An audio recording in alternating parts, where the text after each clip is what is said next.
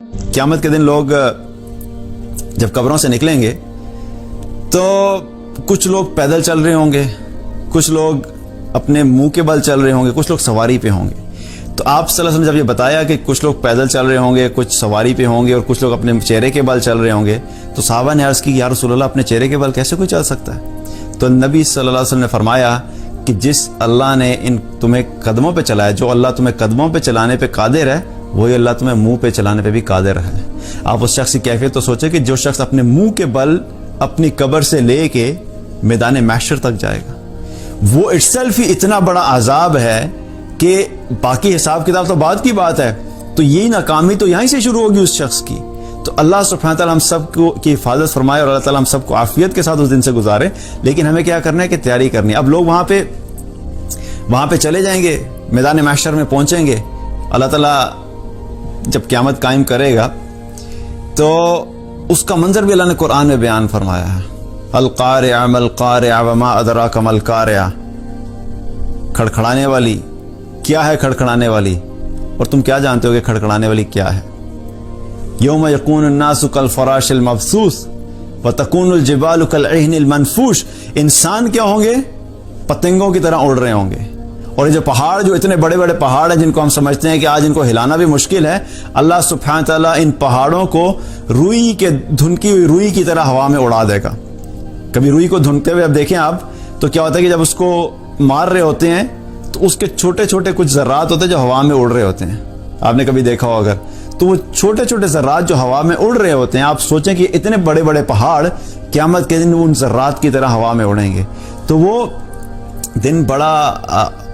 سخت دن ہے، اور اس دن کے لیے ہم اگر تیاری نہیں کریں گے تو ہمارے لیے بڑی مشکلات ہو سکتی ہیں۔ تو اللہ سبحانہ تعالیٰ سب کی حفاظت فرمائے اور ہمیں تیاری کرنے کی توفیق عطا فرمائے۔ اب اس دن میں جب پہنچیں گے لوگ وہاں پہ پہنچنے کے بعد ہر انسان یقین کر لے گا، کیونکہ ظاہر ہے جو چیز آج ہماری آنکھوں کے سامنے ایک امیجنری سی چیز ہے، کیونکہ ہماری آنکھوں کے سامنے ہم نے قیامت دیکھی تو ہے نہیں، ہماری آنکھوں کے سامنے یا ہمارے ذہن میں جو قیامت کا ایک نقشہ ہے وہ کہاں سے بنا ہے؟ جو ہم نے قرآن میں پڑھا، جو ہم نے رسول اللہ صلی اللہ علیہ وسلم کی احادیث میں پڑھا، اس کو پڑھ کے ان کو سن کے ہم لوگوں کے ذہنوں میں ایک نقشہ بنا ہوا ہے۔ لیکن یہ ان کے ذہنوں میں نقشہ نہیں کہ جنہوں نے قرآن اور حدیث کو سنا۔ جس نے نہ سنا ہوگا نہ پڑھا ہوگا، اس کے ذہن میں تو ہے ہی نہیں ہے کہ وہ ایک دن آئے گا بھی۔ تو ایسے لوگ جو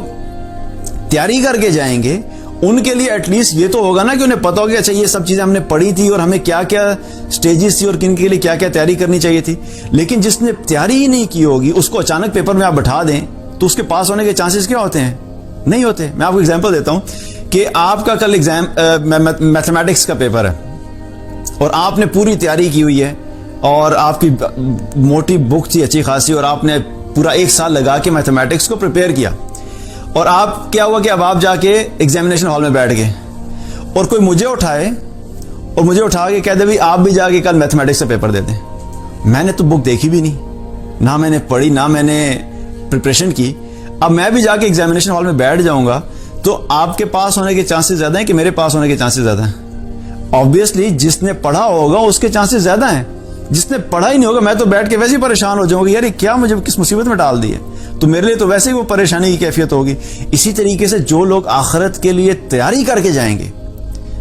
جو تیاری کر کے جائیں گے، اللہ کی رحمت سے امید ہے کہ ظاہر ہے ان لوگوں کے وہاں پہ کامیاب ہونے کے چانسز زیادہ ہوں گے۔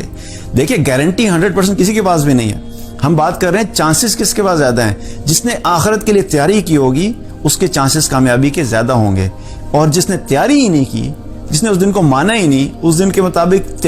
پریپریشن ہی نہیں کی، تو اس کے چانسز کیا ہوں گے؟ وہ کم ہوں گے۔